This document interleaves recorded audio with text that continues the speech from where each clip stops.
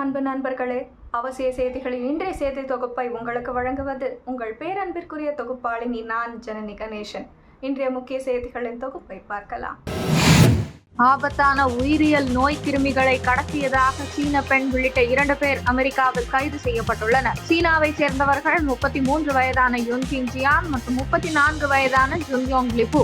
இவர்களில் ஜுன்யோங் லிபு சீன பல்கலைக்கழகம் ஒன்றில் பணிபுரிந்து வருகிறார். அங்கு அவர் இந்த நோய் கிருமிகள் குறித்து ஆராய்ச்சி செய்து வருகிறார். டெட்ராய்ட் மெட்ரோபாலிட்டன் விமான நிலையம் வழியாக அவர்கள் அமெரிக்காவுக்குள் நுழைந்து மிச்சிகன் பல்கலையில் ஆராய்ச்சி செய்ய திட்டமிட்டுள்ளனர். பிடிப்பட்டவர்கள் ஆபத்தான உயிரியல் நோய் கிருமியை அமெரிக்காவுக்குள் கடத்தி கொண்டு வந்ததாக கைது செய்யப்பட்டனர். பூஞ்சை வகையான இந்த நோய் கிருமி வேளாண்மை உயிரியல் ஆயுதமாக கருதப்படுகிறது. அதாவது பார்லி, கோதுமை, சோளம், அரிசி போன்ற பயிர்களுக்கு ஹெட்பிளேட் என்ற நோயை ஏற்படுத்தும் தன்மை கொண்டது. பயிர்களை தவிர கால்நடைகள் மற்றும் மனிதர்களுக்கும் தீங்கை உண்டாக்கும். பிடிபட்ட 2 மீதும் சதி, பொருட்களை கடத்துதல், பொய் தகவல்களை அளித்தல் உள்ளிட்ட குற்றச்சாட்டுகள் சுமத்தப்பட்டுள்ளன. இதுகுறித்து FBI இயக்குனர் காஷ் பட்டேல் கூறிய போது, அமெரிக்க நிறுவனங்களுக்குள் ஊடுருவி உணவு விநியோகத்தை அச்சுறுத்தி உயிர்களுக்கும் பொருளாதாரத்துக்கும் கடும் தீங்கு விளைவிக்கவே இதுபோன்ற செயல்கள் அரங்கேறுகின்றன என்றார்.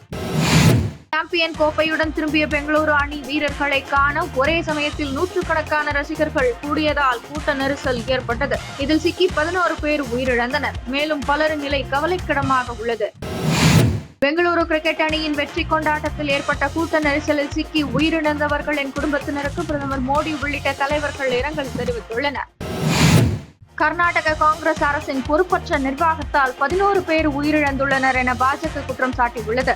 பெங்களூரு அணியின் வெற்றி கொண்டாட்டம் கோர சம்பவமாக முடிந்த சம்பவத்திற்கு கண்டனம் தெரிவித்து மாநில பாஜக வெளியிட்ட அறிக்கையில், முதல்வரும் துணை முதல்வரும் செல்ஃபி எடுப்பதிலேயே கவனம் செலுத்தினர். கூட்ட நெரிசலை கட்டுப்படுத்த எந்த முயற்சியும் செய்யவில்லை. உரிய முன்னேற்பாடு செய்யாமல் அவசரப்பட்டு விட்டது. பொறுப்பற்ற நிர்வாகத்தால் 11 பேர் உயிரிழந்து விட்டனர் என தெரிவித்துள்ளது.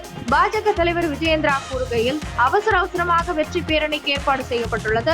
கர்நாடக அரசு முன்னேற்பாடு செய்யவில்லை. இதற்கு முதல்வர் முழு பொறுப்பேற்க வேண்டும். சம்பவம் தொடர்பாக நீதி விசாரணை தேவை என்றார். சட்டமேலவை எதிர்க்கட்சி தலைவரும் பாஜகவை சேர்ந்த செலவாடி நாராயணசுவாமி கூறுகையில், அரசால் இந்த விபத்து ஏற்பட்டுள்ளது. எத்தனை பேர் வருவார்கள், என்ன முன்னெச்சரிக்கை நடவடிக்கை எடுக்க வேண்டும் என்பது அவர்களுக்கு தெரியவில்லை. பாதுகாப்பில் தோல்வி ஏற்பட்டுள்ளது என அவர் கூறினார். கர்நாடகாவில் சின்னசாமி மைதானம் அருகே ஏற்பட்ட கூட்ட நெரிசலில் சிக்கி உயிரிழந்தவர்களின் குடும்பத்திற்கு தலா 10 லட்சம் ரூபாய் நிவாரணம் வழங்கப்படும் என்று கர்நாடகா முதல்வர் சித்தராமையா அறிவித்துள்ளார். இந்த கோர சம்பவம் குறித்து கருத்து தெரிவித்த சித்தராமையா, இதுபோன்ற கூட்ட நெரிசல் சம்பவங்கள் இதற்கு முன்பும் நடந்தது. இது எதிர்பாராமல் நிகழ்ந்ததாக கருதுகிறேன். விதான் சௌதாவில் நிகழ்ச்சி நடத்த நாங்கள் முடிவு செய்யவில்லை. கர்நாடகா கிரிக்கெட் வாரியம் கேட்டுக்கொண்டதன் பேரில் மட்டுமே அனுமதி வழங்கப்பட்டது என்றார். இந்தியாவின் ஆபரேஷன் சிந்தூர் நடவடிக்கையில் பாகிஸ்தானின் 9 போர் விமானங்கள் அழிக்கப்பட்டதாக தகவல் வெளியாகியுள்ளது. அரசியல் சாசனம் வழங்கிய பேச்சு சுதந்திரம் ராணுவம் குறித்து இழிவுபடுத்தும் வகையில் கருத்து தெரிவிக்க அனுமதிக்கவில்லை என அலகாபாத் ஹைகோர்ட் காங்கிரஸ் MP ராகுலுக்கு குட்டு வைத்துள்ளது. ஜாதிவாரி கணக்கெடுப்பு பணியுடன் தேசிய மக்கள் தொகை கணக்கெடுப்பு பணி வரும் 2027 மார்ச் 1 அன்று தொடங்கும் என்று மத்திய அரசு அறிவித்துள்ளது. அயோத்தி ராமர் கோவிலுக்கு சென்றது என் வாழ்நாளின் சிறந்த அனுபவங்களில் ஒன்று என SpaceX மற்றும் டெஸ்லாவின் தலைமை நிர்வாக அதிகாரி எலான் மஸ்கின் தந்தை எரோல் மஸ்க் கூறினார். ஐநாவில் இந்தியா குறித்து ஆதாரமற்ற வகையில் பாகிஸ்தான் முன்னாள் வெளியுறவு அமைச்சர் பிலாவல் பூட்டோ பேட்டி கொடுக்க அதனை அங்கிருந்த பத்திரிகையாளர் ஒருவர் ஆதாரத்துடன் பதிலடி கொடுத்துள்ளார். இந்தியாவை காப்பி அடித்து பாகிஸ்தானும் குழு ஒன்றை வெளிநாடுகளுக்கு அனுப்பி வைத்துள்ளது. அந்த வகையில் அந்நாட்டின் முன்னாள் வெளியுறவு அமைச்சரும் பாகிஸ்தான் மக்கள் கட்சி தலைவருமான பிலாவல் பூட்டோ அமெரிக்கா சென்ற அவர் ஐக்கிய நாடுகள் சபையில் நிருபர்களை சந்தித்தார். அப்போது இந்தியா மீது ஆதாரமற்ற வகையில் அடுக்கடுக்கான குற்றச்சாட்டுகளை தெரிவித்தார்.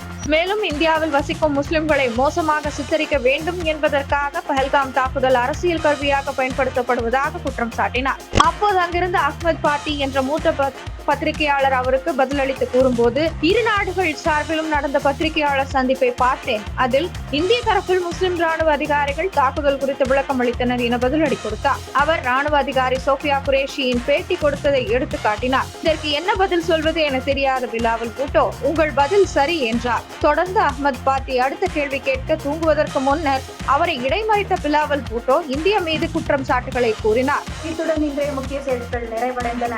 மறக்காமல் சேனலை சப்ஸ்கிரைப் செய்வதுடன் அனைவருடனும் பகிருங்கள். நன்றி, வணக்கம், ஜெய் ஹிந்த்.